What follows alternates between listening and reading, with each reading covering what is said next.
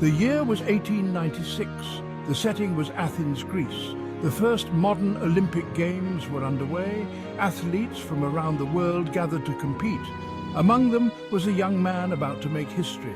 He would become the first Olympic swimming champion. But there's a twist. He would do it all naked. Imagine the scene. No sleek swimsuits, no high-tech goggles, no fancy starting blocks, just a group of determined men ready to brave the chilly waters of the Aegean Sea. These were different times, and our understanding of athletic attire was quite different. This surprising start to Olympic swimming begs a few questions. Why were the swimmers naked? How did the races even work? And how has the sport changed since those early days? The 1896 Athens Games were a far cry from the grand spectacle of the modern Olympics. Swimming, along with many other sports, was still finding its footing. The organisers opted for open water swimming in the Bay of Zea. Forget about temperature-controlled pools. These athletes braved the elements and the chilly spring waters of the Mediterranean. The events were a test of strength and endurance. Forget about the neatly categorized strokes we see today. Swimmers competed in freestyle, breaststroke, and even a 100-meter race for sailors. It was a true testament to human resilience and athleticism, but the biggest shock for modern audiences, the lack of swimwear. It's hard to imagine Olympic athletes today competing in the nude, but in 1896 it was the norm. To understand why the first Olympic swimmers were naked, we need to travel back in time. The ancient Greeks, who gave birth to the Olympics, viewed nudity in sports as perfectly natural. In fact, they believed that competing without clothes honored the human form and the gods. For the ancient Greeks, physical fitness and athletic prowess were highly valued. Nudity in sports was seen as a symbol of purity, strength, and a celebration of the human body. It was a tradition that carried over into the early modern Olympics. While the sight of naked athletes might raise eyebrows today, it's crucial to remember the historical context. At the time, it was simply how things were done. Section 4. Why swim naked? Fashion in the fast lane. In addition to tradition, practicality played a role in the decision to swim nude. Swimwear as we know it today simply didn't exist. The bulky woolen suits that were available would have been heavy and restrictive in the water. Imagine trying to swim efficiently with waterlogged fabric dragging you down.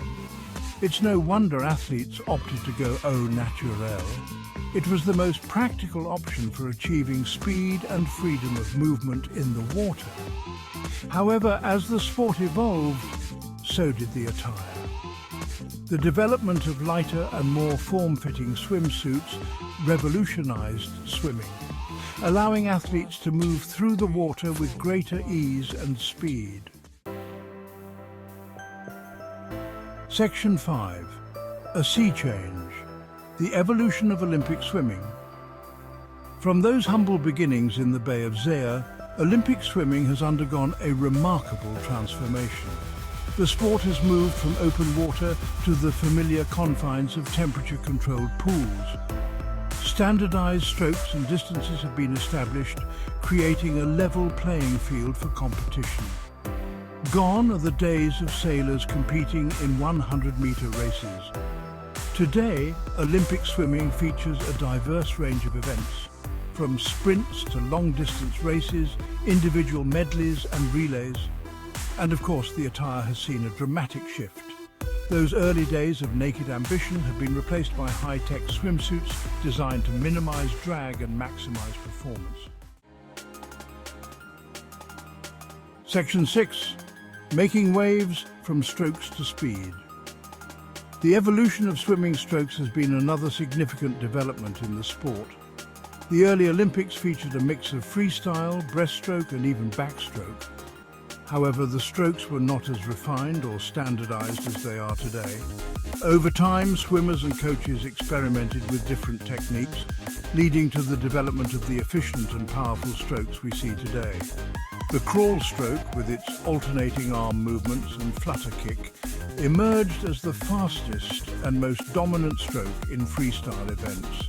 The refinement of swimming techniques, coupled with advances in training methods and technology, has resulted in a dramatic increase in speed and performance over the years. Section 7.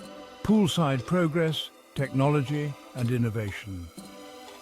Speaking of technology, its impact on Olympic swimming cannot be overstated. From the pools themselves to the training equipment and swimsuits, technology has played a crucial role in pushing the boundaries of human performance. The development of starting blocks, lane lines and underwater cameras has created a fairer and more precise racing environment. Swimmers now have access to state-of-the-art training facilities, heart rate monitors and even underwater treadmills. And let's not forget those high-tech swimsuits made from advanced materials that reduce drag and compress muscles. These suits have helped athletes shatter world records and achieve unprecedented speeds.